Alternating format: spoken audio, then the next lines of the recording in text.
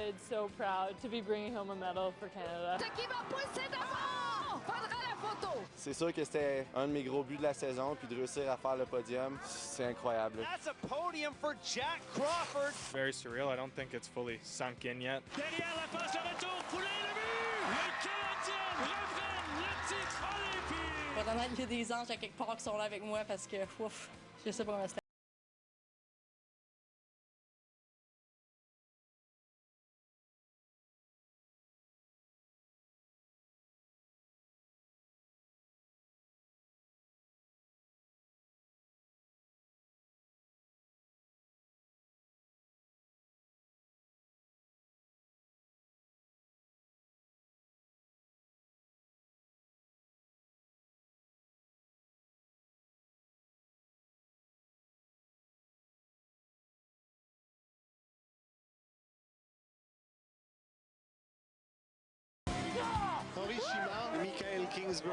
On peut comprendre que ça vient avec beaucoup de pression. It's a full set at the games for Dubois. Je suis vraiment fier et super content. Pour moi, c'est ça, je suis vraiment contente. We like it.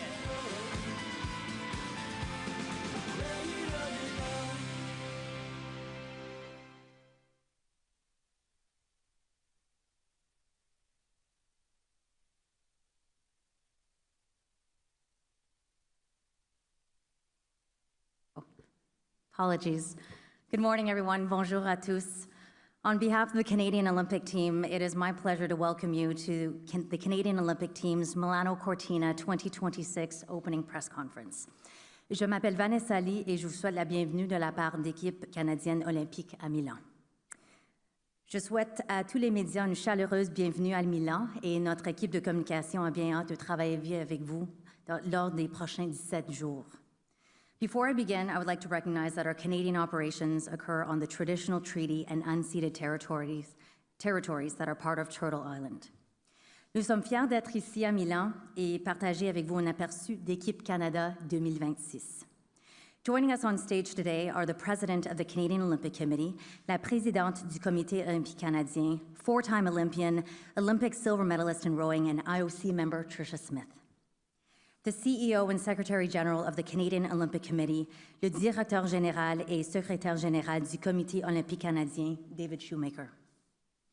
Le chef du sport du Comité olympique canadien, the COC's Chief of Sport, Eric Miles. Team Canada's chef de mission for Milano Cortina 2026, la chef de mission d'équipe Canada, championne olympique, Jennifer Heil. Et je suis fière de me joindre à vous en tant qu'animatrice de cette conférence de presse. It's an honor for me to be Team Canada's press chief at these Milano Cortina 2026 Winter Games. A special welcome to la présidente d'À-nous le podium, the CEO of Own the Podium, Anne Merkingler, who is joining us this morning. Each of our speakers will be delivering short remarks, which will then be followed by a question and answer period. Débutons maintenant avec la présidente du Comité olympique canadien, the president of the Canadian Olympic Committee, Trisha Smith. Trisha, over to you. Merci, Vanessa. Et buongiorno, everyone. Really excited to be here. Bienvenue à tous. Je suis très heureux d'être ici avec vous. And can I assume, tell me if I'm wrong, I'm in a room full of sports fans. I can't remember a time in my life, in my household, where the Olympic year was not a cause for excitement. As kids, we were glued to the TV. It was probably the only time we were allowed to be glued to the TV. It was sunny outside in Vancouver. You had to get outside, but we'd be glued to the TV. We were pulled into this world of incredible performances. Would Gaëtan Boucher win another medal? I'm showing my age here. Would Catriona Lemay-Doan be able to double on the gold? The crazy Canucks, Steve Podborski winning a medal, Ken Reid's binding breaking, and then Tyler Cranston, the two Bryans, and more recently, the incredible success of athletes in 2010, a record 14 golds, including the first on Canadian soil, and of course the hockey golds, saw a bit of that. And you know, being from Vancouver, where the sense of Canada in its entirety sometimes doesn't seem to get over the mountains, I never felt the country so united. Then, of course, Sochi 2014, Pyeongchang 2018, Beijing 2022, so many thrilling and memorable performances. And these games are no different. I was fortunate to have been on the plane with a number of our team members coming over from Montreal, some of the short track speed skaters. And I don't know how to describe it, but the atmosphere, it was calm, but there was this underlying feeling of this bubbling excitement and joy and pride in the athletes. And certainly any time it was mentioned on the plane that the team was on there would be an eruption of applause, and it just never gets old. So our team's ready. The athletes, our coaches, the support team are ready, and they'll be proudly led by Mariel Thompson and Mick Kingsbury into tomorrow's opening ceremonies. 17 days creating memories that will last a lifetime. And as you know, the Canadian Olympic Committee, the Olympic committees in all countries, they have a role of sending teams to the Games and to promote Olympism in Canada. We're a not-for-profit and funded primarily by the private sector. I'm a volunteer, best volunteer job ever, I have to say. As is our superb chef de mission, Jennifer Heil. Merci, Jen. And our CEO, David Shoemaker. He leads an incredible team behind the team that leaves no stone unturned to support our Olympians before, during, and after the Games. So thank you, David, to you and the team. Thanks also to those who have made Canada's participation in these Games possible. The families, the friends, our national sport organizations who, despite chronic and ongoing financial challenges, support the development of the athletes. They hire the coaches, they run the programs, a national system that is also supported by thousands of volunteers. That's our system in Canada. Thanks to the Government of Canada, the Canadian Sport Institute, huge thanks to Anne Merklinger, who's already been mentioned, and her team at On the Podium, incredible partners in high-performance sport. And of course, all the fans and supporters at home and around the world. Merci à vous tous. Warmest wishes to our IOC president. I'm very impressed with her, Kirsty Coventry, the first woman, first African to hold this role. Most importantly, she was the best candidate. And we're really excited to see what she's going to do with the Olympic movement, representing the Olympic movement, something that we all care deeply about. We wish her every success in her first Olympic Games as president. These Games fully embrace the IOC's Agenda 2020+5, which is really designed to bring the Games to the venues as opposed to making the venues have to accommodate the Games. It's intended to be a more sustainable approach. It's the first time it's happened, so obviously there are going to be great learnings from these Games, what works, what doesn't, and so we're excited to participate in that. Here in Italy, obviously, the existing venues are set in some of the most breathtaking landscapes in the country, so it's going to be amazing Games. You know, we often speak about the power of sport. There's no question that in today's fractured world, coming together through sport is needed more than ever. On the field of play, Canadians are fierce competitors. Off the field of play, we're partners in the pursuit of excellence and often the very best of friends with those we've just competed against. Sport provides opportunities for these genuine people-to-people connections. I certainly felt that in my athletic career. It's all about building a better person, a better country, a better world through sport, or if nothing else, just providing incredible moments of joy and unity for individual Canadians and for our country. So, bon succès au comité organisateur des Jeux de Milano Cortina 2026. Congratulations to the Fondazione Milano Cortina 2026, and best of luck to President Giovanni Malago and his entire team. And finally, most importantly, to Team Canada 2026. We wish you the very best. You inspire Canadians from coast to coast to coast, including kids glued to their screens, different kind of screens these days, as I was so many years ago. So thank you all very much for joining us this morning. Thank you, Trisha. And now please welcome the CEO and Secretary General of the Canadian Olympic Committee, le chef de la direction et secrétaire général du Comité Olympique Canadien, Monsieur David Shoemaker. Merci Vanessa et bonjour à tous. C'est avec une immense émotion et un profond enthousiasme que je me tiens enfin ici à Milan pour vivre ces Jeux olympiques d'hiver après des mois et même des années de préparation. Nous y sommes. Vanessa, you said short remarks, perhaps not so short, but hopefully these are meaningful. And most importantly, I want to start by saying how much I appreciate all of you being here. I know how hard your jobs are to cover these games, and getting harder all the time. The media is an essential part of the sports system in Canada, and I always value our interactions. And so I hope you all have a very rewarding games here in Milano Cortina. In my role, I'm not supposed to play favorites with any sports or even with seasons, but I think for Canadians, there's always something special about the Winter Games. Never more so, it seems, than perhaps this winter, when tensions globally are high and our sporting rivalry with our neighbor to the south is at a fever pitch. Attention and expectations will be higher than ever, and like everyone on the stage here in front of you today, I'm confident that Team Canada is poised to deliver. We have 206 athletes here in Italy, and we don't have to look far for inspiring stories. Take our flag bearers, Mick Kingsbury with his 100th World Cup win this year, and Marielle Thompson making a remarkable, truly remarkable comeback from injury. Or Jack Crawford, whose historic season last season, including his win at Kitzbühel, energized an entire nation of young skiers. Or the incredible speed skating teams, both short and long track, and of course ice hockey. This will be the first time we'll see NHL players at the Olympics in Sochi, so my first time to see NHL players in Olympic Games. And the first time ever, they'll be joining professional women's hockey players getting unprecedented attention in the PWHL. Canadian athletes have, in my opinion, been performing well above what we should expect based on the resources at their disposal. This is to their great credit.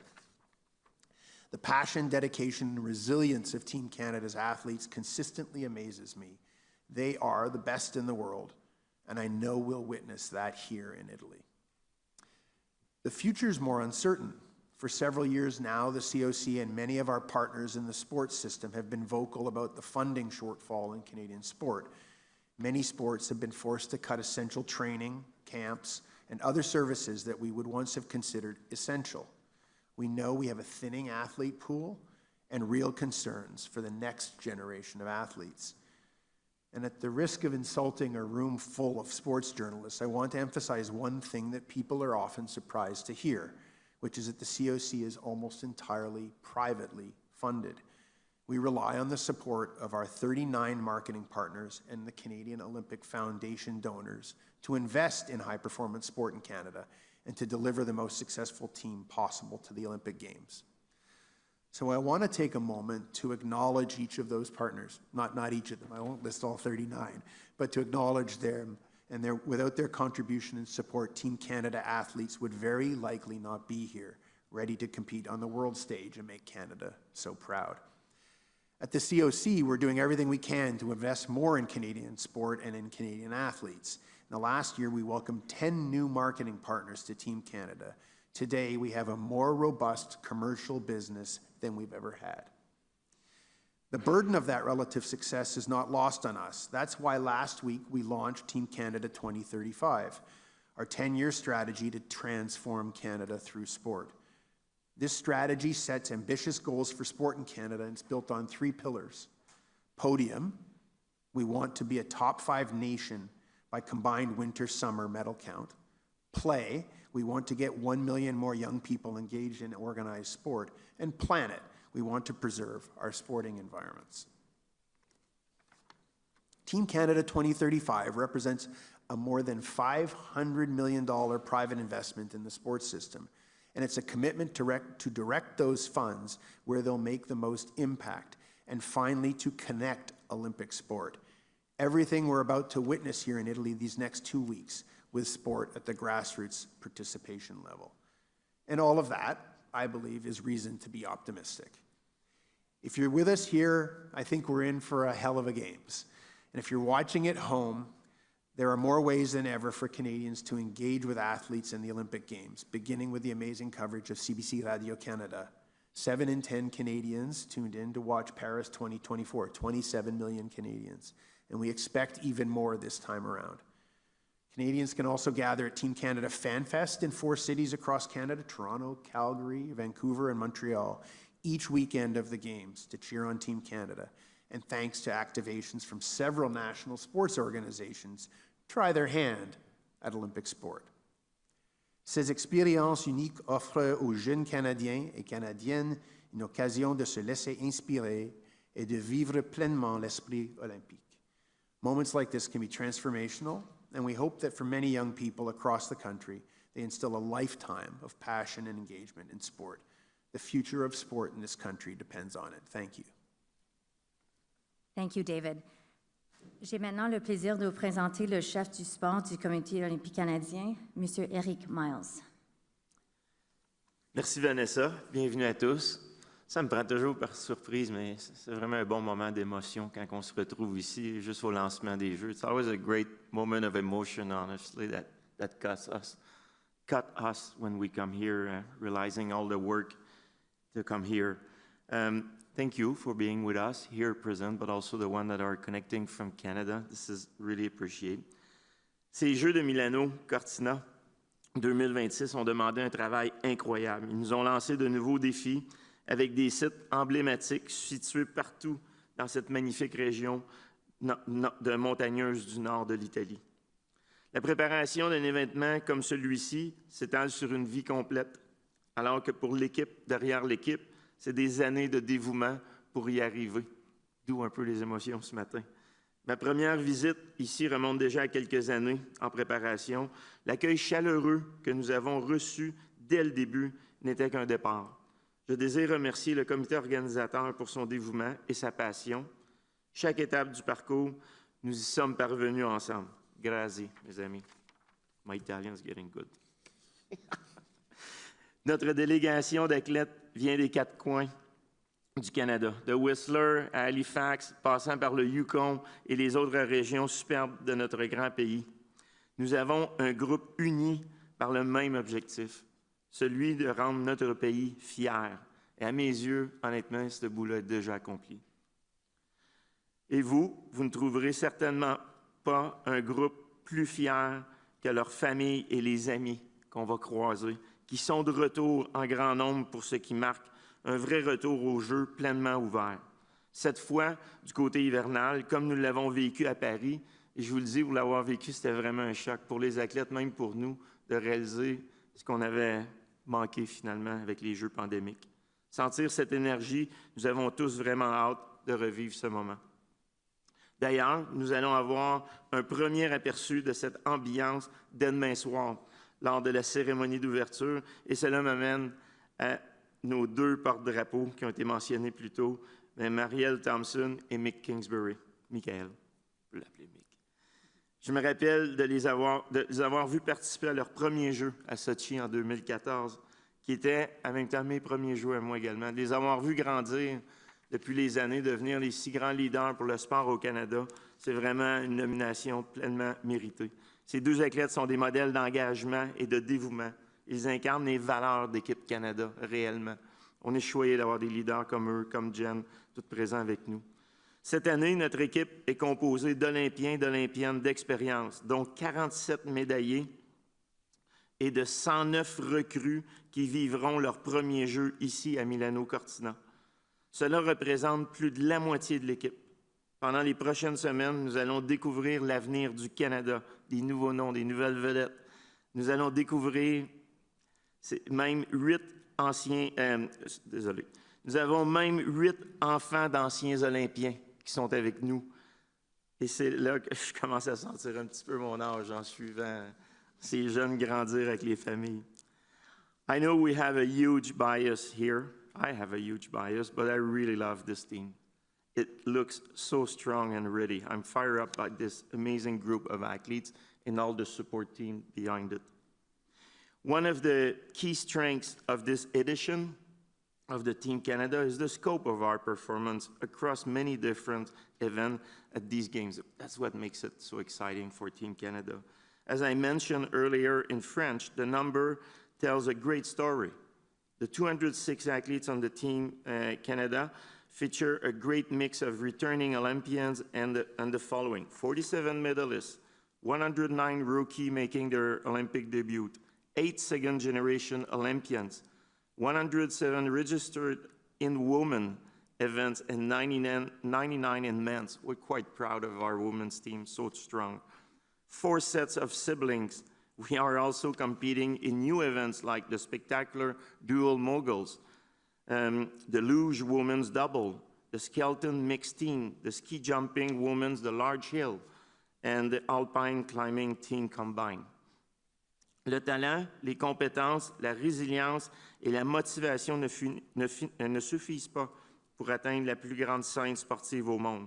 Il faut aussi du soutien, un plan, et les athlètes, les entraîneurs, leur entourage et leur sport se sont concentrés sur chacun de ces détails pour arriver ici fin prêt. C'est aussi ce que nous faisons en arrière de la scène.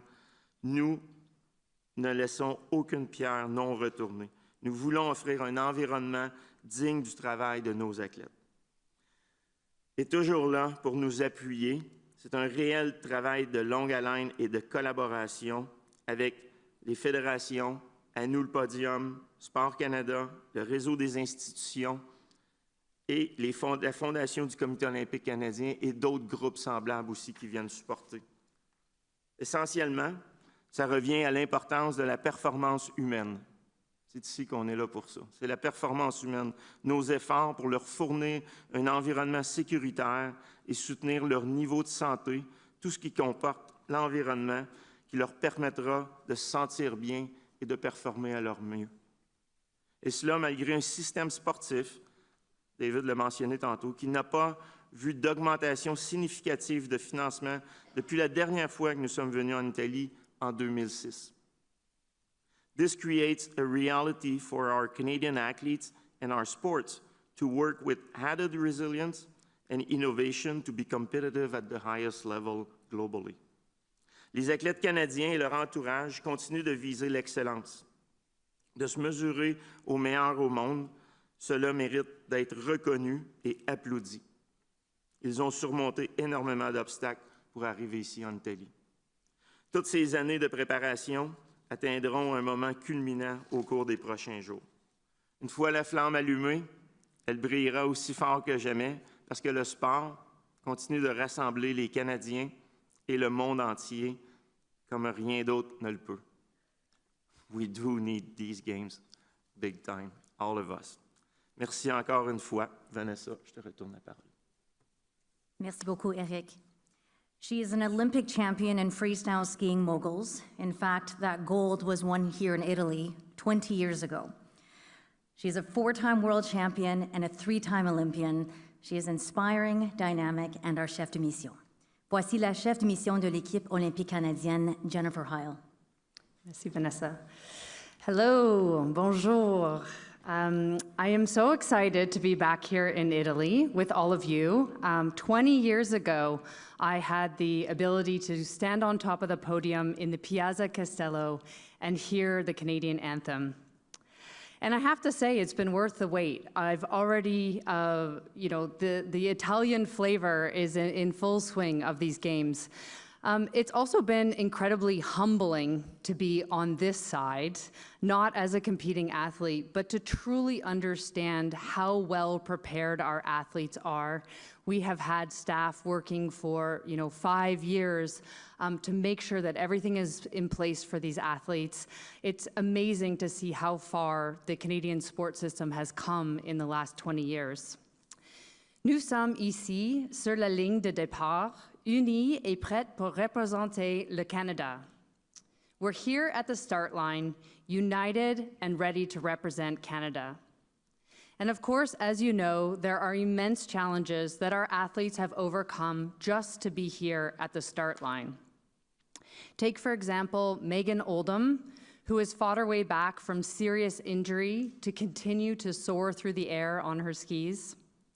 Antoine Gilnet-Beaulieu, who followed his intuition and carved out a path to support his long-term performance, aligning both mental and physical health. Abby Strait, who followed her passion for ski jumping, making great personal sacrifices to help build a Canadian legacy in this sport. And we're grateful that you're here to share so many more of those stories as the games kick off. I want to take a moment on behalf of the athletes to thank Canadians for standing with this team. We can't do it alone. We can't do it without Canadians behind us. And I know that this team is going to move our country. As chef de mission, it's been an absolute pleasure to officially get to wear the maple leaf once again. And we've already spoken about it, but it really marked a lot of us traveling over here to Italy in our team uniforms, interacting with Canadians.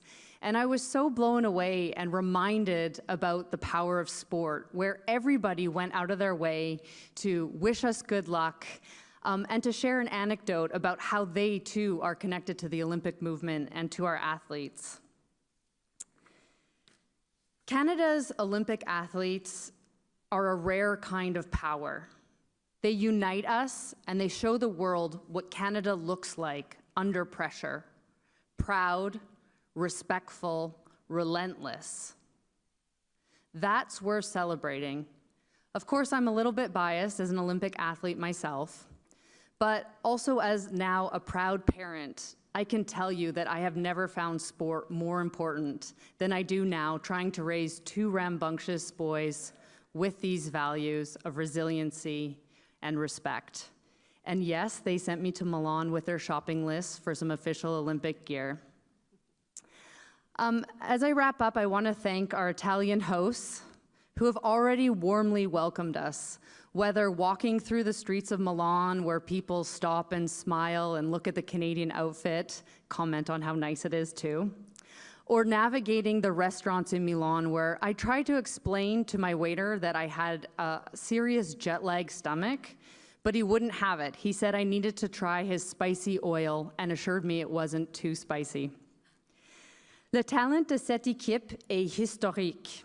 This is an immensely talented team, and they're in their final preparations. And very soon, we will see them walking into opening ceremonies to show the world just what Canadian excellence looks like.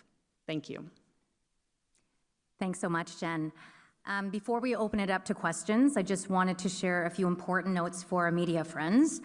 Our comms team will be based here at the MPC, which is just down the hall to my left from this room, and we will be pleased to welcome you there throughout the games if you have any questions.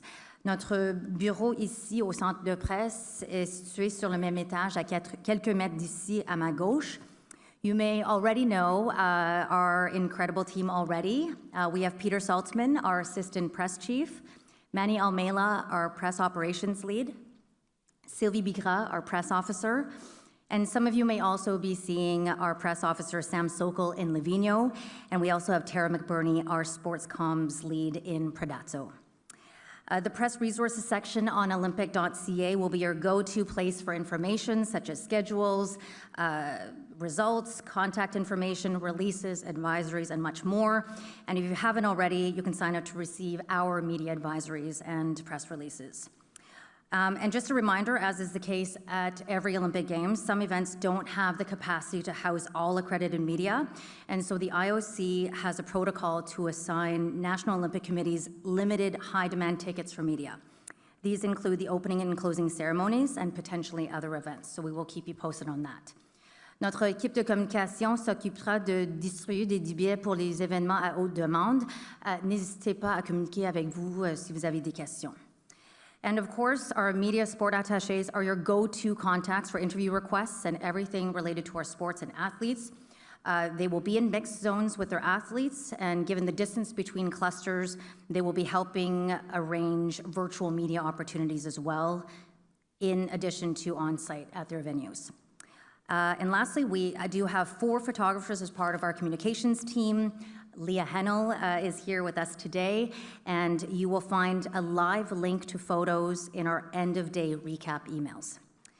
So with that, nous allons commencer la séance de questions. Je vous rappelle d'utiliser les micros fournis et d'identifier votre nom et organisme en même temps. Please share your name and the organization before asking your question. We will have volunteers circulating the room with handheld microphones. And we would like to ask that you limit yourself to one question just so we can give everyone a turn. And just a little note that we only have this room till 11:58. But all of our speakers will be available for one-on-ones afterwards. So if you don't get a chance to ask your question here, no worries. They will be around until 12:30, and you can come see Peter, Sylvia, or myself afterwards, if you'd like to do that. And so with that, allons-y avec notre première question.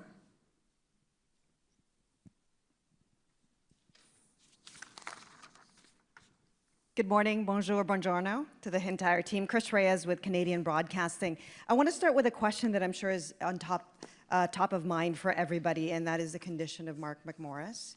We all saw the concerning photo of him on a stretcher in Livigno. We don't have a lot of details about what led up to that crash, what the weather conditions were, what he was practicing. Can you share as much details as you can with us now? It's a fresh story.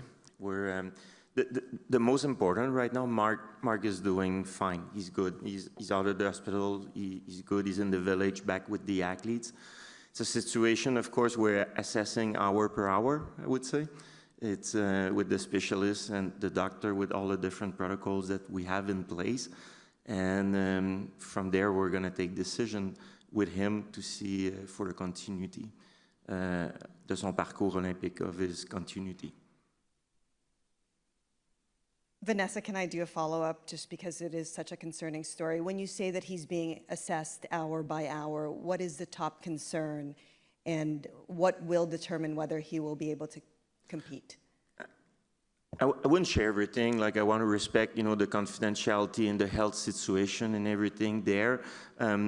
It's when we say assessing, first of all, it's not just one doctor. Like our CMO, our Chief Medical Officer, Mike Wilkinson, is working on the case there, but also with the doctor, Mr. French, linked with the sports. So they're all together on this. So there's different protocol that we're looking. At the end is, we're not going to take chance, like for the health of an athlete, and same for the athlete. So we're working with them to put them in the best condition to compete, but also to make a decision if different decision needs to be taken. But right now, it'd be premature to take any decision right now. Bonjour Éric, juste à votre gauche. Ici. Oui, OK. Allô, je m'appelle Yves Poirier, je suis journaliste à TVA. Éric, essentiellement, répétez en français ce que vous avez dit, et je veux vous entendre aussi sur l'état des infrastructures, beaucoup de questions de la qualité de la glace également, en matière de hockey sur glace. Je veux vous entendre d'abord sur les blessures et ensuite sur la qualité des infrastructures, notamment la patinoire. OK. Bien, sur l'histoire des blessures, premièrement, c'est une réalité du sport. C'est une réalité qu'on voit qui est assez présente dans les sports d'hiver aussi. Donc, on est toujours prêt à ça. Je parlais tantôt quand on disait les mots plus longs un peu, mais au niveau de la santé, la sécurité, c'est toujours la priorité numéro 1 pour l'équipe. Il y a beaucoup de choses qu'on fait de ce côté-là, même de prévention de santé, de tout ça. Donc, avec les médecins, autant les médecins des équipes, les médecins intégrés avec le Comité Olympique Canadien, ça devient un travail commun lorsqu'on arrive dans le contexte des Jeux. Je parlais de protocole, il y a différents protocoles qu'on suit, donc il n'y a rien de ça qui est pris à la légère, bien au contraire. On est conscient des risques, la réalité de ces sports-là, et c'est un travail de longue haleine. Le Canada, on est reconnu comme un des pays qui est vraiment le leader de ce côté-là. On collabore avec d'autres pays, on n'est pas les seuls, mais justement avec les professionnels et ces collaborations-là pour vraiment en arriver avec le meilleur entourage pour les athlètes. Pour ce qui est de la deuxième portion, au niveau des infrastructures, je dirais que c'est la belle surprise depuis qu'on est arrivé, honnêtement. Quand on se prépare pour les Jeux, on se prépare toujours pour je pourrais dire, si on n'est pas prêt pour s'adapter aux pires situations, à quelque part, on n'est pas assez prêt. Et puis, je vous dirais, depuis qu'on est arrivé, moi, les commentaires que j'ai reçus, puis ça, je pense que les plus importants, c'est les commentaires des athlètes, notamment. Si je pense aux patineurs vitesse, courte piste, longue piste, prenons le longue piste qui, par exemple, se retrouvait dans le centre des congrès, la glace, tout ça, la qualité de la glace, la traction sur la glace, etc., ça se passe bien. Je comprends que dans ta question, tu visais peut-être Santa Giulia aussi, au niveau de l'aréna, ces choses-là. Luc Tardif, qui est président de la Fédération, un bon Québécois, un bon ami de Trois-Rivières. On a eu des discussions, tout ça. On n'est pas inquiète de ce côté-là. Les choses, honnêtement, tout ce qui est désolé du terme, le field of play, mais le terrain de jeu, à date, c'est que du positif. Dans les montagnes, après ça, là, il y a de la neige. Bon, souvent, là, c'est l'inverse, trop de neige. Mais ça, c'est des ajustements. On a des techniciens, on est spécialisés. Puis ça, on est très fort là-dessus, le Canada aussi. Fait que la neige plus mouillée, par exemple, à Lévigno, il y a toutes sortes d'ajustements qui se font présentement là-dessus avec les techniciens. Et juste à noter qu'une déclaration vient de sortir, une mise à jour de Marc. Just to point out that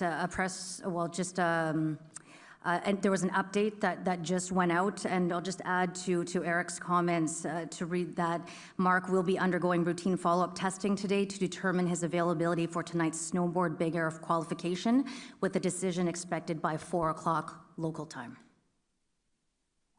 Prochaine question?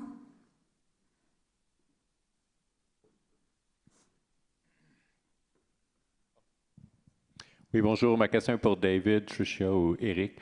Hier, le Comité international olympique a indiqué que les Jeux de 2038 étaient probablement pour être attribués à la Suisse et que par la suite, il y avait des candidats asiatiques pour les Jeux suivants.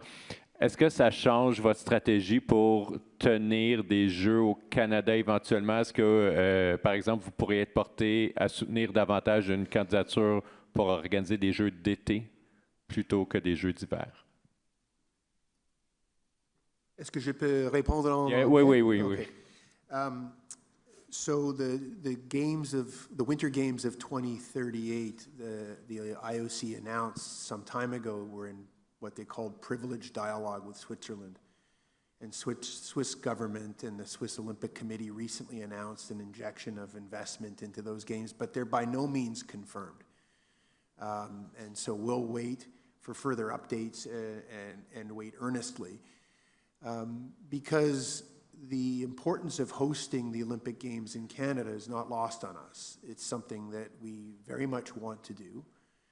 We see it as helping us meet several different objectives, including helping boost and invest in infrastructure that's badly needed, create the inspiration for young people to participate in sport, to continue to secure private investment in the dollars upon which we so much depend, and to unite a country around, the hosting of games there's nothing quite like that. So we're very much focused on it. If not 38, then beyond. And I would say that at this point, whether winter or summer, we will continue to pursue all options as they're available to us. The only other thing I would say is that that's a long time to wait. And so in the interim, there are several other things that we will continue to pursue, the hosting of World Cups and World Championships with our national sports organizations, perhaps even clustering them in ways, smaller multi-sport events like the Youth Olympic Games and perhaps some other things of that nature, because we do think that the value of hosting sporting events in the country is incredible. 2026 will show that, the FIFA World Cup coming, Cycling World Championships in Montreal, and so on. It'll be a wonderful year after Milano Cortina, and we want to see that continue in the country.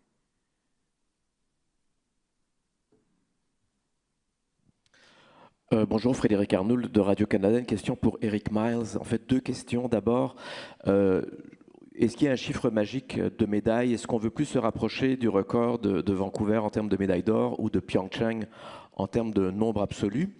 Et la deuxième question concerne les inquiétudes financières évoquées un peu plus tôt par votre collègue Shoemaker. En tant que chef sportif de la Team Canada, en quoi ça vous inquiète, ces pressions financières pour le futur, et aussi le fait que ce pool d'athlètes potentiels peut être un peu plus réduit qu'avant?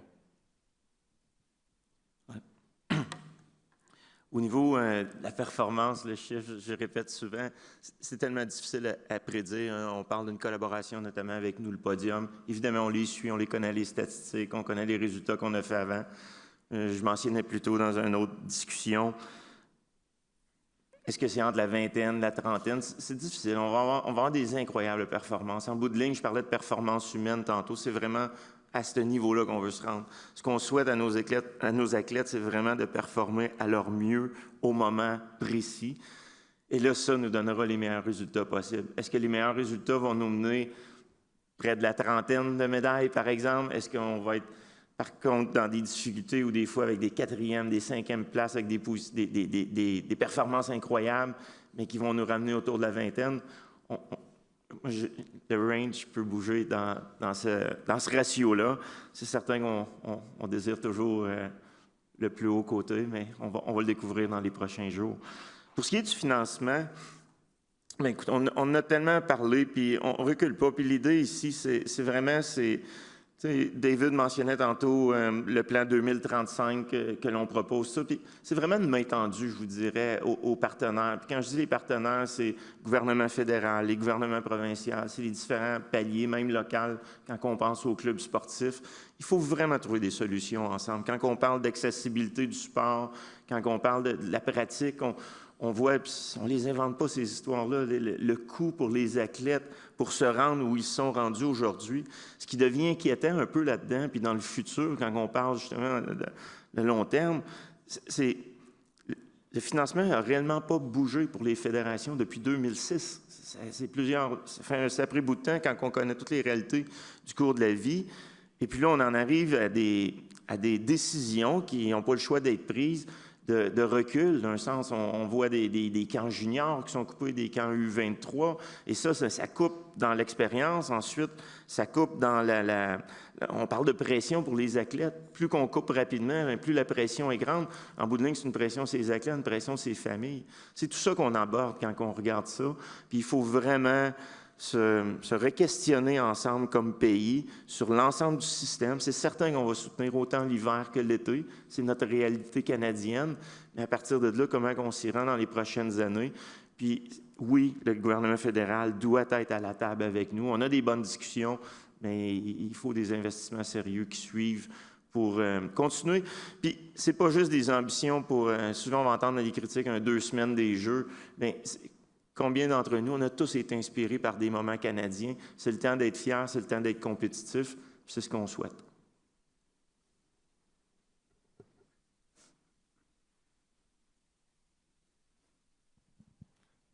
Thank you very much.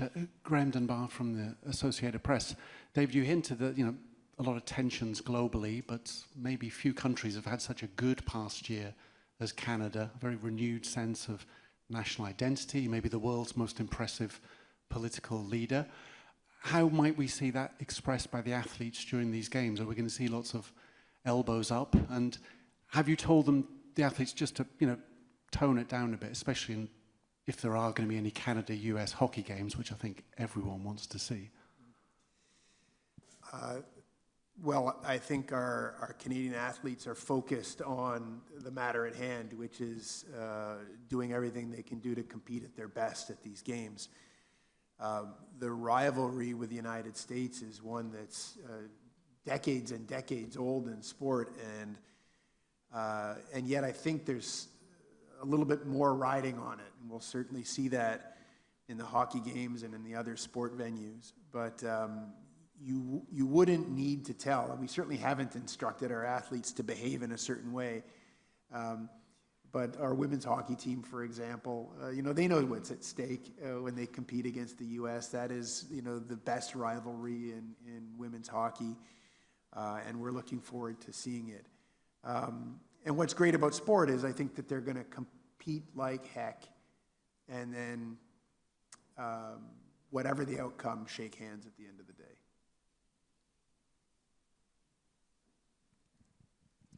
Donna Spencer, Canadian Press. I guess, Dave, on sort of tangentially related to Mark McMorris. I think it's been, by my count, I think it's been 4 athletes since the Canadian team was named whose ability to compete here has been impacted by injuries in different ways. Replacement on the men's hockey team, withdrawal of a snowboarder. And I guess, does that concern you at this point? You just mentioned a thinning athlete pool, and I know when we were talking with Anne, she said Canada isn't a particularly deep team. So does that concern you, these injuries? Well, it concerns me first and foremost for these athletes who, as we all know, spend their lifetime working toward the Olympic Games. And so for those who've been injured and unable to compete, I feel for them first and foremost. And therefore give them as much support to see if they can compete in the case of those where it's questionable, and then for those who haven't been able to compete, give them the support so that perhaps there's the next Olympic opportunity for them. That in terms of our thinning athlete pool, it is a concern for sort of our next games, not so much here today. But we very much have our eye on that a lot of our sports have done everything they can do to focus on the here and now, to supporting our athletes in showing up in Milano Cortina to do the best of their ability, but perhaps at the expense of the future. Look, we'd like to see these games. Competition started, we're thankful for that, but yes, certainly these injuries have not been something we've been happy to see. Rob Livingstone, GamesBids.com. I want to follow up on that bid question from the gentleman behind me. So it's one thing to want to bid for the games, but recently Canadians have kind of rejected opportunities. Calgary voters were against bids for these games, and in Vancouver, I guess it was the BC government rejected plans for that. So how do you deal with that? And also, you mentioned the Youth Olympics. Are there any real efforts? I think for the next Winter Games, it's 2032, and the summer, maybe 2030, 2034. Any real efforts going into that? So you're not wrong. We have a complex system, a group of governments who need to be on board in order to support an Olympic bid in this country. And the way we deal with that is we think we need a refreshed strategy, and it has to come from the top and has to have real alignment with the federal government. Say, this is something we want, and here's why we want to do it. And see it as an investment in our future, an investment in nation building, for all the reasons that we've described and why sport can be so good. It can unite communities. It can deliver infrastructure projects that otherwise wouldn't come to communities across the country. And then once we can meet on a vision, be able to sell it through the provincial and local governments and of course the people in those communities. I think if we can do that effectively, partnering with the federal government, we'll have a much better chance of success than perhaps the last two efforts that you've just described. In terms of Youth Olympic Games, the IOC has put a pause on just sort of evaluating, let's see how the next one goes, the next one being in Senegal, before deciding what the future of the Youth Olympic Games. But I use it as an example of what are the alternative multi-sport initiatives or the grouping of single sport initiatives that we could do in Canada to mimic the impact that an Olympic Games could have in our communities and for our country, and that's where we're willing to consider multiple options. Thank you. Thank you. Pass the microphone. Hi guys, Bruce Arthur from the Toronto Star. Just following up on the thinning athlete pool, and this I guess would be for David and potentially for Eric as well. Can you describe what that looks like at your end in terms of a thinning athlete pool over the last, since let's say just even since Vancouver to now? And what do you think are the reasons, what reasons do you see for that in the country at the moment? I'll go back to front, Bruce. The reasons is that with a lack of increase in federal government funding for national sports organizations in 20 years, that national sports organizations have had to make tough decisions, and those tough decisions are showing up in a few different places. One of them is that they've been unable to focus much on developing their sport at the grassroots level. And so even just getting young people into organized sport is such a real challenge, and it's getting increasingly expensive. So setting the programs and policies for sport in the country is something that we'd like to see better developed, and it's why part of Team Canada 2035, we're investing ourselves for the first time ever in helping do that. The other thing that's been sacrificed as a result of lack of increase in federal funding is an investment in the next generation of athletes, so 5 to 8 years out, who's coming along. And we really haven't seen an injection from the federal government in any form of funding in the aftermath of the Vancouver Olympic Games, which is now 16 years ago. And so what I think we're seeing is still the tail end here in Milano Cortina of that athlete pool that benefited from the focus on performance from Vancouver 2010. We're not likely to see that effect going forward in the Winter Games. Can I add a specific example to that discussion? Like, let's take ski cross, for example. It's one of our top sports in Canada. The heart of this team right now that is really talented, it's pretty much comes from the Next Generation program 2014. In 2014, in the Next Generation program, was a cost about $10,000 for an athlete to do the full year, camp, everything. That same athlete today entering the Next Gen program is $30,000 a year. So just that, if there's 2 siblings, for example, on the team, I don't believe they wouldn't be there today in those reality. And we see also, without getting in detail there, but membership that needs to be paid by many to be on the national team, which is, we don't see this in the other top competitor or top country that we compete against. Bonjour, ici de ce côté-ci. Voilà. Philippe Bonneville, Cogeco Nouvelles, 98.5 FM. Pour Jennifer, en français, si possible, un de vos objectifs en tant que chef de mission, c'est de faire en sorte que ce soit Team Canada, une équipe. Mais pour la première fois, les athlètes sont vraiment dispersés sur un immense territoire avec plusieurs plus petits villages des athlètes. Quelle forme de défi ça représente pour vous, pour s'assurer justement que ce soit Team Canada, une équipe canadienne et non pas plusieurs petites équipes éloignées les unes des autres? Merci, je vais essayer de répondre en français ou au moins commencer. Oui, c'est sûr, il y a des défis uniques ici avec le cluster approach, mais le travail d'être une équipe unie a commencé presque déjà 1 an, où on came together plusieurs fois, Équipe Canada. Okay, now I'm going to English. Sorry about that. Yeah, we've made huge investment into bringing the team together. Because, you know, the smiles and the high fives across teammates, they do matter. And we're actually seeing that in the team. I was in the village yesterday, and we had athletes across sports, you know, having side conversations, and you could see, you know, really being a team. So we can see that it's paid off. But also, we're doing some, you know, technology is at our disposal. And so we have chats across the villages in the athlete lounges where you can talk with the other athletes. That's happening every couple days. We also have activities online to come together and do yoga and meditation. And then we'll have daily highlights that CBC is providing to celebrate the performances, which are a huge source of inspiration for the athletes about to compete. So we've been incredibly thoughtful about it. I think, you know, we have seen great distances. I've been to 3 Olympics, and 2 of those I was in a satellite village. But we've put a lot of effort into that team, and I think we're on track. Do we have any other questions?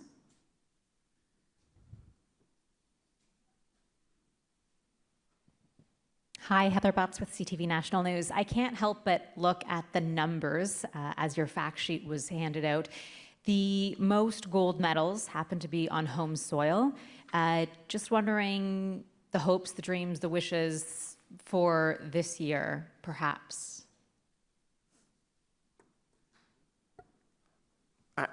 I mentioned a bit earlier, like the real hope really, to get them at their best right now, at the best moment. We're talking about injuries and everything. Of course, we do a lot of work to prevent all this as much as possible. The environment we're creating. We're not measuring specifically just the gold medal. Like truly, we're striving towards the best performance, and we're measuring top 5, top 8, looking at we talk about a lot of rookie coming at the games too. It's really important, their results and how they will progress from Olympics to Olympics.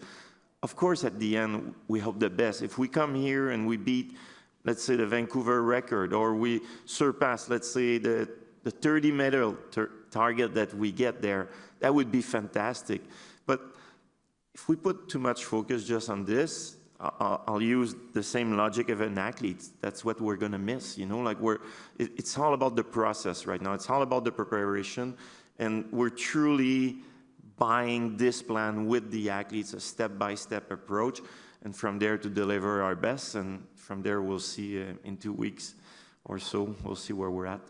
If I can just add something to that, I just want to point out that the culture within Team Canada is performance and is excellence. And so there are a number of athletes, you know, that have spoken out around their goals, their teams, you know, that have certain objectives on their walls and things that they're working to. And so they really are motivated by, you know, having the best performances and knowing that that's going to bring medals. So I think, you know, with 2010, you know, there was a shift in terms of the culture of sport and focusing on the podium, and we see that in the athletes, and we see where their focus is. And you know, some athletes are calling it out directly. I'm not here to participate, but that sentiment is the same, you know, across the team and what the team is focused on.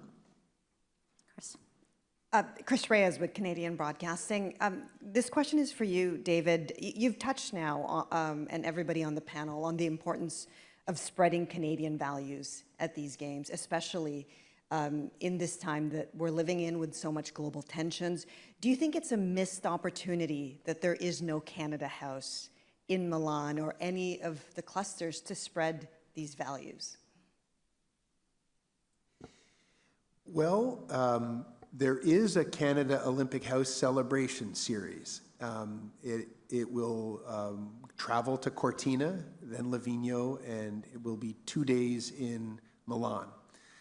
And we think that's the right model for these games, where we have 11 sports, 16 sport disciplines that are taking place in 7 different sport clusters in the part of northern Italy. That the best way to spread Canada and Canadian values and Canadian cheer is to bring Canada Olympic House as a celebration series to the clusters rather than to center it in one spot. Thank you, David. And with that, we will wrap up the Q&A because we are going to be booted out of this room momentarily. Thank you so much for joining us. Un grand merci à tous de votre présence ce matin. We do appreciate all of your efforts in highlighting all of the incredible stories of the athletes of Team Canada. Nous vous remercions pour tout le travail que vous avez accompli en partageant les histoires incroyables des athlètes d'équipe Canada qui ont travaillé si dur pour être ici. Having covered the games as a journalist before, I know that it can be kind of tricky when it comes to media access, you know, and coverage rules. So we are here to help. Again, our office is just down the hall to the left, and our speakers will be available for one-on-ones for the next 20 minutes or so if you still have other questions. Enjoy the games. Profitez des jeux. Okay. And I'll put my mask on.